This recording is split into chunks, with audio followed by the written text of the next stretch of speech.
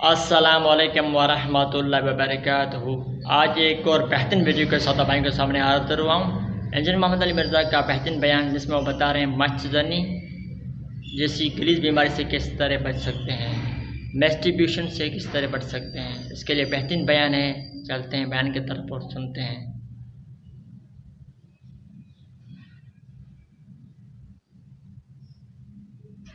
کہ صحیح بخاری میں حدیث ہے، انٹرنیشنل نمبر کے مطابق 6474 اور مشکات میں بھی موجود ہے 4812۔ بخاری میں 6474، مشکات میں 4812۔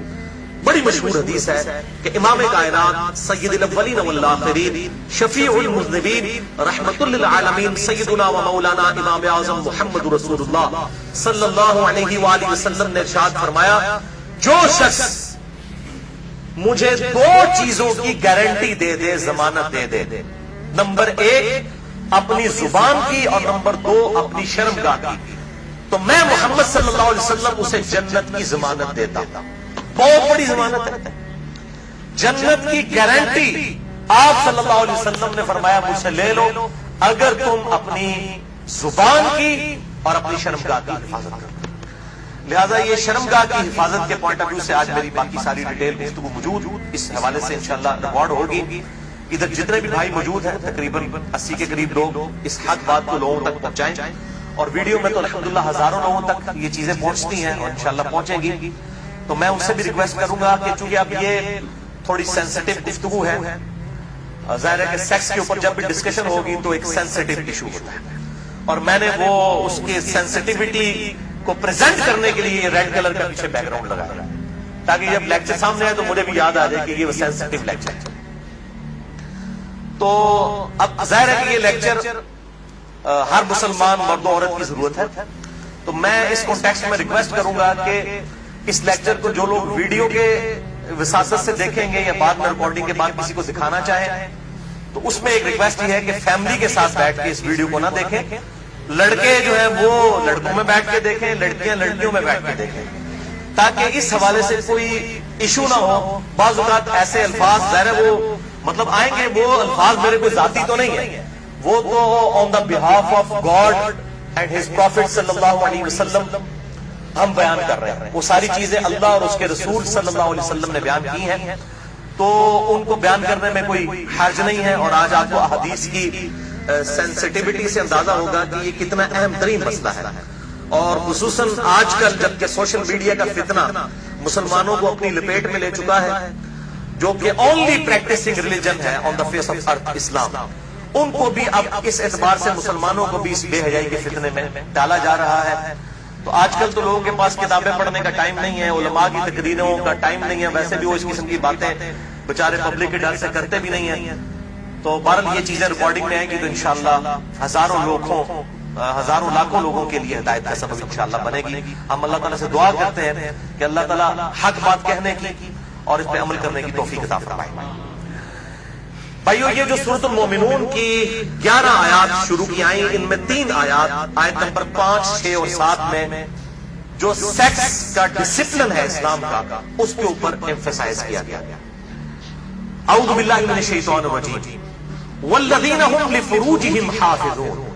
اہل ایمان کی نشانی یہ ہے کہ وہ اپنی شرمگاہوں کی حفاظت کرتے ہیں، اور پھر ساتھ ارشاد فرمایا گیا 2 ایکسیپشنز، الا علی ازواجہم، سوائے اپنی بیویوں کے، او ما ملکت ایمانہم، یا پھر ان کے ہاتھ کا مال جو کنیزیں ہیں، لونڈیاں ہیں، وہ فَإِنَّهُمْ غَيْرُ مَلُومِينَ، تو پھر اس معاملے میں بے شک ان کے اوپر کوئی گرفت نہیں ہے۔ فَمَنِ ابْتَغَىٰ وَرَاءَ ذَلِكَ، اور جو کوئی ان 2 راستوں کے علاوہ کوئی بھی راستہ اختیار کرے گا، کوئی بھی تیسرا راستہ، فَأُولَٰئِكَ هُمُ الْعَادُونَ، تو ایسے لوگ اللہ کی حدوں سے پھلانگ جانے والے ہیں، اللہ کی حدوں کو توڑنے والے ہیں۔ وَلِعَوْذُ بِاللَّهِ تَعَالَىٰ۔ بھائیو، ان آیات سے بالکل واضح ہو گیا کہ اہل ایمان کی شرمگاہوں کا جائز استعمال صرف اپنی بیویوں اور اپنے ہاتھ کا مال لونڈیوں اور کنیزوں کے ساتھ، جو جنگی قیدی ہوتی ہیں اور وہ بھی سب عورتیں نہیں، ایسی عورتیں کہ جو جنگ میں مسلمانوں کے ساتھ لڑنے کے لیے آئی ہوئی ہیں۔ اب یہ ایک ڈیٹیل سے الگ ٹاپک ہے، چونکہ یہ ابسلیٹ ہو چکا ہے اس وقت کافی حد تک یہ معاملہ، اس لیے لونڈیوں کے حوالے سے میں آج ڈسکشن نہیں کروں گا اس پہ، تو علیحدہ سے پھر 1.5-2 گھنٹے چاہیے۔ بہرحال کسی کو شوق ہو تو اس حوالے سے ایکسکلوسیو کام، امت لیول کا کام ایک شخص نے کیا ہے، اور وہ ہے مولانا مودودی رحمہ اللہ، المتوفی 1979 عیسوی۔ انہوں نے اپنی ینگ ایج میں، جب ان کی عمر صرف 22 سال تھی، میری الحمدللہ اس وقت 39 سال ہونے والی ہے، اور لیونر ایئرز کے اعتبار سے 40 سال ہو چکی ہے۔ 22 سال جس وقت ان کی عمر تھی، انہوں نے کتاب لکھی الجہاد فی الاسلام، جس پہ تقریر ڈاکٹر اقبال نے لگائی تھی، اور انہوں نے کہا کہ یہ شخص مستقبل میں مسلمانوں کو لیڈ کرے گا، اور واقعی لیڈ کیا۔ تو الجہاد فی الاسلام میں انہوں نے جو لونڈیوں کا کنسیپٹ ہے، اور اس حوالے سے پوری دنیا میں فتنہ ہمیشہ اٹھایا جاتا ہے۔ آج کل کچھ ویڈیوز بھی آئی ہیں، مجھے بھی کافی لوگوں نے بھیجی۔ ایک وہ غیر مسلم ہے، اس وقت مرتد ہو چکا ہے، مسلمان تھا 16 سال تک وہ مسلمان رہا، اس کے بعد وہ ارتداد کا شکار ہوا، اور اس نے مسئلہ یہ لونڈیوں والا اٹھایا ہے۔ حالانکہ وہ بالکل آؤٹ آف کانٹیکسٹ، کچھ چیزیں کچھ اور ہیں، ان کو بگاڑ کے پیش کیا جاتا ہے۔ پر الجہاد فی الاسلام پڑھیں مولانا مودودی کی کتاب۔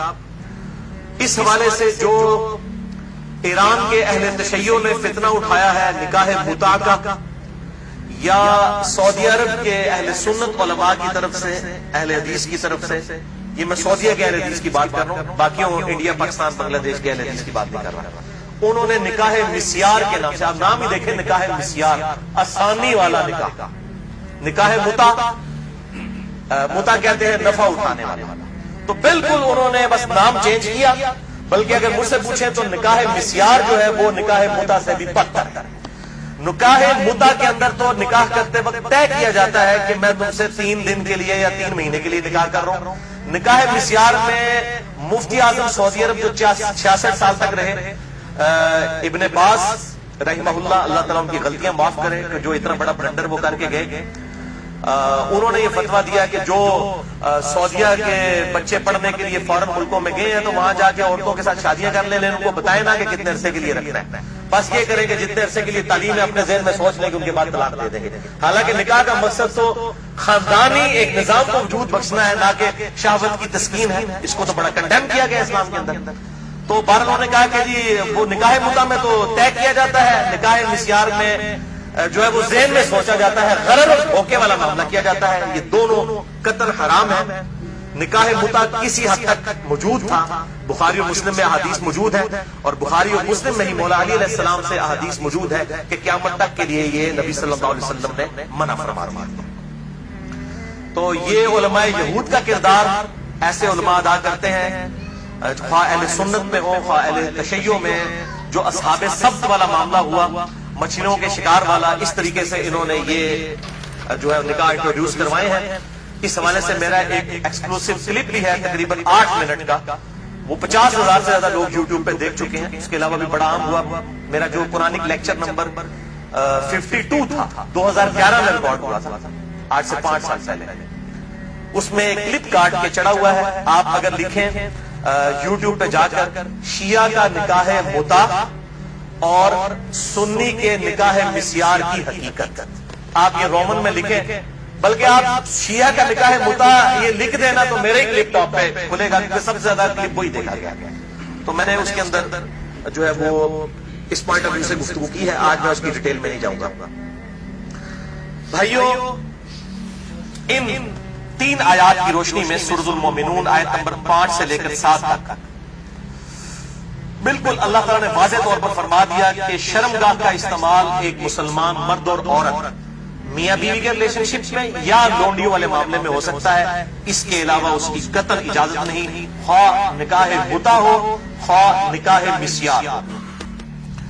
تو بھائیو، جو شرمگاہ کا استعمال ہے صرف 2 صورتوں میں جائز ہے، اس میں سے بھی اب ایک صورت ہی پریکٹیکلی باقی رہ گئی ہے، وہ بیویوں کے ساتھ اور دوسرا لونڈیوں کے ساتھ۔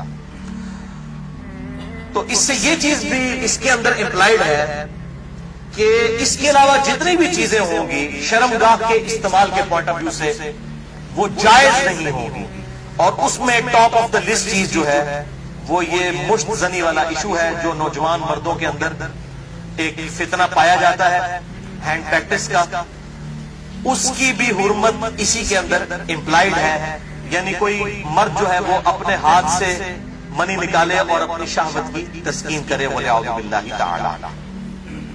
اور اسی قسم کے ایشوز فیمیلز کے اندر بھی پائے جاتے ہیں، اس کی ڈیٹیل میں جانے کی ضرورت نہیں ہے، اشارتاً بات ہی کافی ہے۔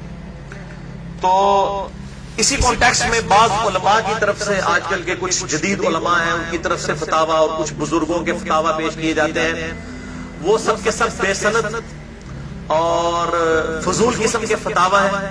کوئی بھی فتویٰ جو کتاب و سنت کے واضح دلائل کے اگینسٹ ہوگا وہ قطعاً ایکسیپٹیبل نہیں ہوگا، خواہ وہ کسی بڑے سے بڑے امام کا ہو، بڑے سے بڑے فلاسفر کا ہو، بڑے سے بڑے عالم دین کا ہو۔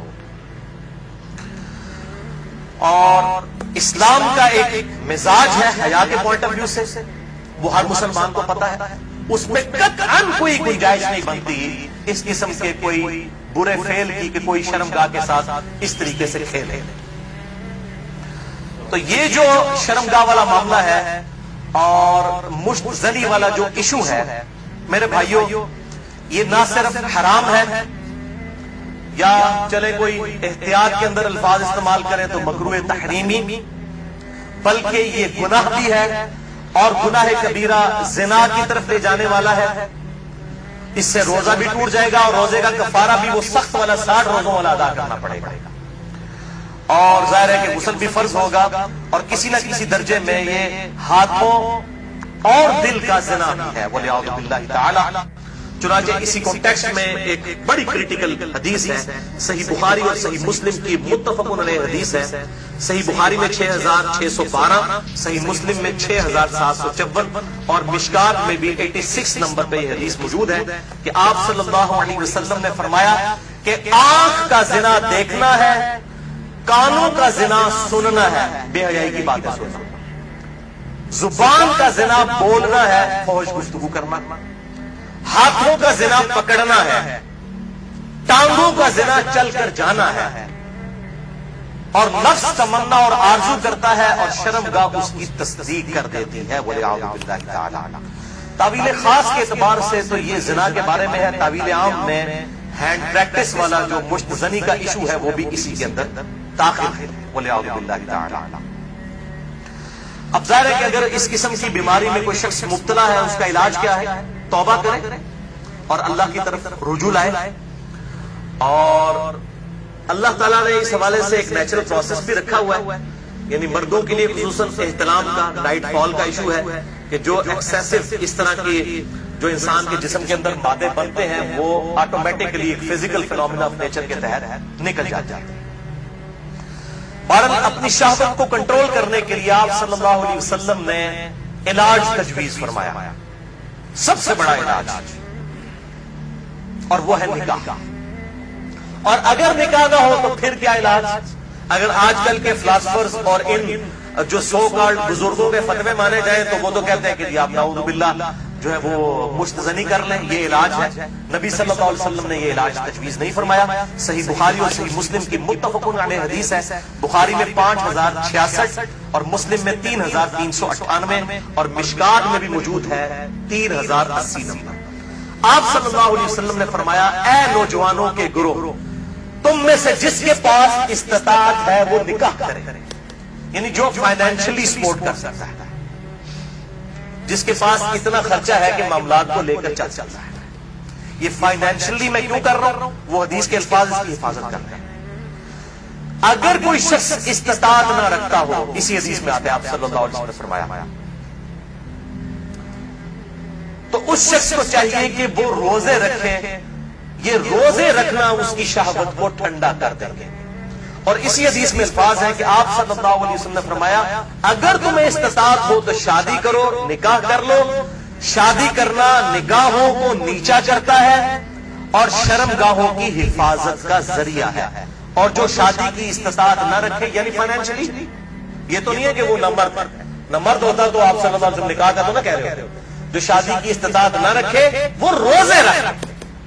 تو یہ بالکل کلیئر کٹ ہو گیا کہ صرف روزے رکھ کر اس حوالے سے شہوت کو کنٹرول کیا جائے گا اور کوئی سورس نہیں ہے۔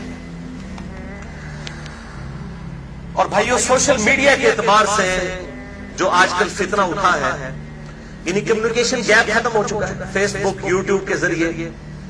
یعنی پہلے زمانوں کے اندر تو اگر کوئی لڑکی لڑکا آپس میں کسی اعتبار سے رابطہ بھی کرنا چاہتے تھے تو کوئی رابطے موجود نہیں ہوتے تھے.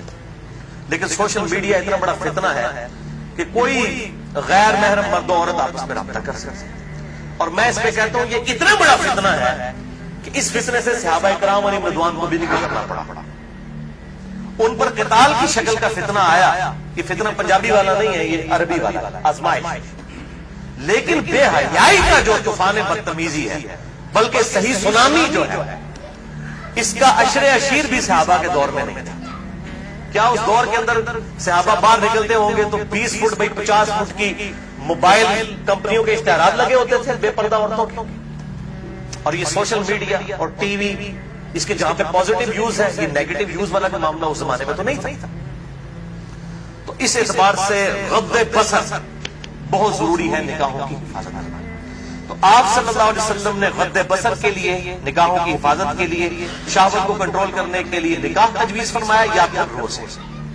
اور میں ایک اور علاج تجویز کر دیتا ہوں اس حوالے سے، پھکی والا علاج، اجتہاد. کیونکہ مجھے اکثر لوگ پوچھتے ہیں، کہتے ہیں جی روزے تو رکھے نہیں جاتے، جی مشکل ہے، گرمی اتنی ہے، وہ اسی لیے تو بتائے گئے. تو میں ان کو پھر ایک علاج تجویز کرتا ہوں، اینٹی وینم. کوبرا سانپ کاٹ جائے تو اس کے وینم کا علاج اینٹی وینم سے ہوتا ہے، جو کوبرے کے زہر سے تیار ہوتا ہے. پھکی والا الزامی فلسفیکل آنسر. میں کہتا ہوں میرے بھائی مجھے کئی بار فون کرتے ہیں تو پھر میں ان کے ساتھ سیدھا ہو جاتا ہوں. پہلے تو تب ان کے ہوش اڑ جاتے ہیں کہ یہ کیا کہہ رہا ہے، کہ جی بڑی کوشش کی ہے لیکن یہ بری عادت چھوٹتی نہیں ہے. میں کہتا ہوں کہ بہت آسان طریقہ ہے میرے بھائی. روزانہ آپ نے 1 منٹ کے لیے صرف موم بتی کے اوپر نا، اس کے شعلے کے اوپر آپ نے ہاتھ ایسے رکھنا ہے 1 منٹ کے لیے. تو میں نے کہا انشاءاللہ آپ کی عادت چھوٹ جائے گی. کہتے ہیں یہ 1 منٹ کون رکھ سکتا ہے؟ تو میں نے کہا میرے بھائی 1 منٹ آپ اس کی پریکٹس نہیں کر رہے تو آپ نے تو انشاءاللہ تعالیٰ اس گناہ کی وجہ سے جلنا ہے جا کے دوزخ میں. تو آج سے پریکٹس شروع کریں. اور بخاری و مسلم کی حدیث ہے کہ جو آخرت کی آگ ہے وہ دنیا کی آگ سے 70 گنا زیادہ تیز ہے. اس میں تو تلا جائے گا. یہاں تو آپ صرف آپ کو مشورہ دے رہے ہیں کہ آپ موم بتی کے فلیم کے اوپر صرف ہاتھ رکھ کے 1 منٹ کی پریکٹس تو شروع کریں نا. وہ کہتے ہیں نا جناب آگے دیکھی جائے گی جا کے. تو اللہم اجرنا من النار. تو یہ پریکٹس کرنی شروع کریں تو انشاءاللہ تعالیٰ خود بخود صبر نصیب ہو جائے گا. اسی حوالے سے غض بصر جو ہے، نگاہوں کو نیچا کرنا اور پردے کے حوالے سے میری ایکسکلوسیو گفتگو ہے.